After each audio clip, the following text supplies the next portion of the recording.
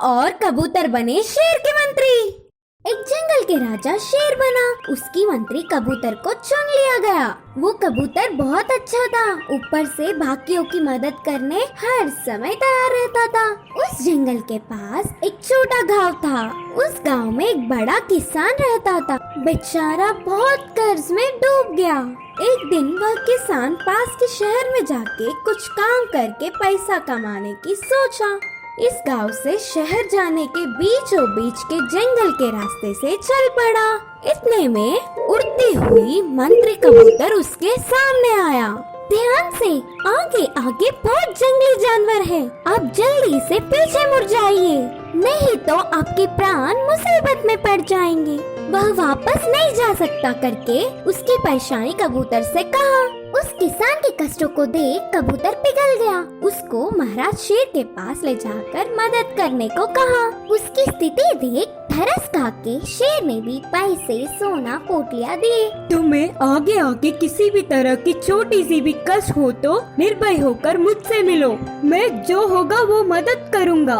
उस बहुत कीमती पोटलियों को देख वह किसान बहुत खुश होकर वापस उसके गांव चल पड़ा। ऐसे समय बीतता गया। उस किसान के पास का पूरा धन खत्म हुआ। वह फिर से शेर को मदद मांगने उस जंगल पहुंचा। लेकिन इस बार जंगल में बहुत सारे परिवर्तन थे। कबूतर के बूढ़ा होने के कारण उसके स्थान पर कौवा मंत्री बना। कौवे ने किसान को देख तुरंत शेर को शिकार करने को कहा। उसकी आवाज सुनते ही शेर तुरंत पंजा लड़ाते हुए उस किसान को पहचान कर रुक गया। अच्छा तो तुम हो मंत्री, ये हमारा शत्रु नहीं मित्र है। इन्हें हम पहले ही दंड दे के मदद कर चुके। महाराज, अतीत की बात और अब की बात अलग है। अगर आपके मदद करने पर भी कल ये फिर आ जाएगा। ऊपर से इसका और हमारा मित्र जात है ही नहीं, अलग जात है। इस पर अभी इसी क्षण पंजा लड़ाकर इस जंगल को बचाना ही राजा का धर्म है। कौवे की बातें सही लगने से एक क्षण भी ना सोचते हुए शेर गरजते हुए उस किसान पे उछल पड़ा। इस कहानी की नीति यह है कि हमारे आसपास के लोग जैसे ही हमारी सोच होती है। शेर कबूतर के साथ था तो उस किसान को अच्छा किया, पर कौवे के कारण कष्ट पहुंचाया। इसीलिए हमें कभी भी अच्छे लोगों से मित्रता करने से ही अच्छा नाम मिलता है। जादुई आम। एक जंगल में एक आम का पेड़ हुआ करता था। वो चाहता था कि वो हर किसी की मदद कर सके, ताकि सब उसकी इज्जत करें और हर बार उसे याद करें। वो बहुत दिन तक तपस्या करने लगा। एक दिन उसके सामने एक देवी प्रकट हुई और कहने लगी, तुम्हारी तपस्या करने का कारण क्या है? जो मेरी इज्जत करेगा, मुझे पानी देगा, मैं उसके सारे कष्ट दूर करना चाहता हूँ। मुझे कोई वरदान दो माँ। तुम बहुत अच्छे हो, तुम बिल्कुल स्वार्थी नहीं हो, तुम दूसरों की मदद करना चाहते हो। ठीक है, लेकिन एक शर्त है, तुम्हें जो वरदान मिला है इसके बारे में किसी को भी नहीं मालूम होना चाहिए। जो भी बिना अपने स्वार्थ के तुम्हारी सेवा करेगा, तुम सिर्फ उसकी ही मदद कर सकते हो। इतना कहकर वो तुरंत वहाँ से गायब हो गई। अब वो पेड़ चाहकर भी किसी की भी मदद नहीं कर सकता था। वो बहुत उदास हो गया। तभी वहाँ एक आदमी लकड़ियाँ चुनता हुआ उसके पास आया। बहुत तेज धूप होने के कारण उसने अपनी लकड़ियों को बांधकर उस पेड़ के नीचे रख दिया और वो भी पेड़ के नीचे आराम करने लगा। उससे पेड़ की शक्तियों के बारे में पता नहीं था। शाम होने के बाद वो वापस घर चला गया। कुछ दिन बाद एक औरत आम चुनते हुए जंगल में आई।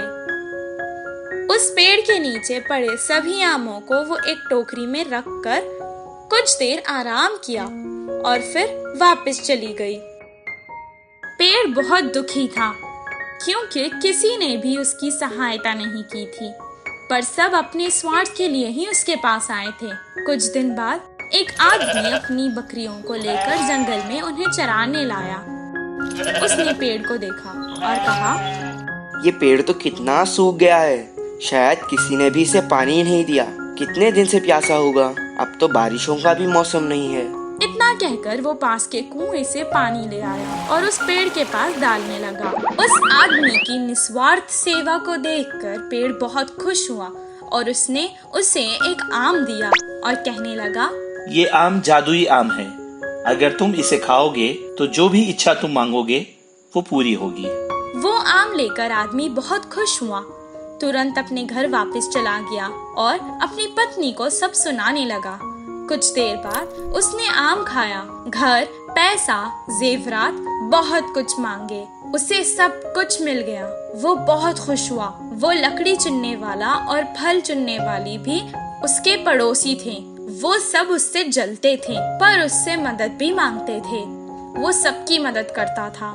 इस कहानी से हमें ये शिक्षा मिलती है कि बिना स्वार्थ अगर हम किसी की सेवा करेंगे तो हमें फल जरूर मिलेगा। बंदर के बच्चे का सवाल। एक जंगल में एक बंदर का बच्चा रहता था।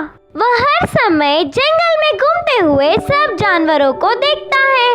तरह तरह के पक्षियाँ जानवरों को देखते ही एक एक अलग अलग से क्यों है, ऐसे प्रश्न उसके मन में उठते थे। पता नहीं क्यों इस जंगल में सारे पक्षियाँ जानवर एक जैसे नहीं है। एक को पूछो तो दूसरे को बड़ी पंख है। एक जमीन पर भागता है तो दूसरा पानी में तैरता है और एक हवा में उड़ता है। ऐसे क्यों, कुछ समझ में नहीं आ रहा। कोई भी माँ को पहले गुरु मानते हैं ना। मेरे सारे संदेह प्रश्न माँ से जान लूंगी, बोल के माँ के पास गया। माँ, माँ, मेरे मन में कुछ संदेह प्रश्न है, उन्हें आप जवाब दोगे? हाँ हाँ, बिल्कुल दूंगी। पूछो बेटा। उस जंगल में सब अलग अलग है, ऐसे हमें इतने लंबे पूछ क्यों है? अच्छा, तो यही है तुम्हारे संदेह। हम बंदर हैं, कभी एक जगह पर नहीं रहते। एक पेड़ के ऊपर से दूसरे पेड़ पे उछलते रहते हैं। हमारे पूंछ से पेड़ के डाल को मजबूती से पकड़कर बड़े पेड़ों को पार करते हैं। उतना ही नहीं, हमारे पूंछ से शरीर पे उड़ते हुए कीड़ों को भी भगा देते हैं। अच्छा, ऐसा है। माँ, पूंछ सिर्फ हमें ही होता है क्या, और किसी को भी नहीं होता है क्या? क्यों नहीं, बहुतों को होता है ना। जैसे मछली बहने पूंछ की मदद से ही तैरते हैं। कंगारू काका भागते समय पूंछ को नीचे ना गिरने के लिए मदद के लिए उपयोग करते हैं। अच्छा माँ, तो हाथी की नाक ऐसा क्यों है? तुम्हारे हाथी मित्र के पास जाकर तुम खुद ही पूछ लो ना। बंदर की बच्ची उसके मित्र हाथी के पास गया। हे यार, तुम्हारी नाक ऐसी इतनी लंबी क्यों है? अरे रे, इससे नाक नहीं, सूंड कहते हैं। अच्छा, बंदर ने कहा, यह सूंड से बहुत सारा पानी एक ही बार पी सकते हैं।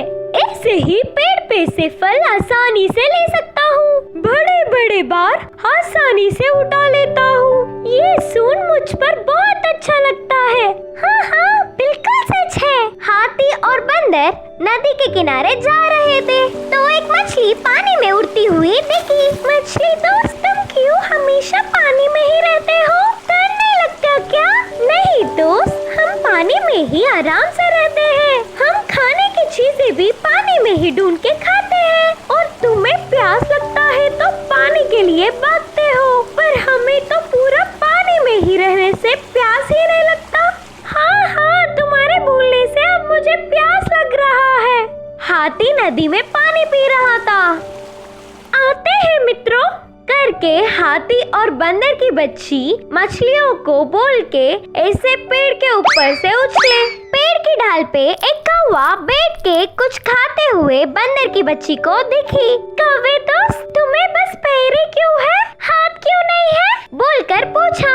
हमें हाथ नहीं होते, उसके स्थान पर पंख रहते हैं। उन पंखों की मदद से हम कितनी दूर चाहे उतनी दूर उड़ सकते हैं। ऐसे उड़ते हुए हम खाना खा लेते हैं। ऊपर से हम मौसम का हाल पहले ही जान लेते हैं, तब जल्दी से पंखों की मदद से किसी सुरक्षित जगह पर पहुंच जाते हैं। ओह अच्छा बोल के उधर से बंदर की बच्ची निकलकर अपनी माँ के पास पहुँच गया। माँ, आज मेरे कुछ मित्रों से मिला। उनके विशेषताओं से वह बहुत खुशी से जी रहे हैं। मैंने अपनी आंखों से देखा। माँ, मैंने जान लिया कि ये भगवान की सृष्टि में हमारे जानवरों की दुनिया बहुत ही अद्भुत है। ऐसे बच्चा खुशी से बोलने पर माँ भी बहुत खुश हुई। इस कहानी की नीति यह है कि खुद अकेले की दुनिया तो नहीं होती, लेकिन जो उसी दुनिया को अद्भुत मान लेता है ना, उनको उससे बड़ी खुशी की बात होगा ही नहीं।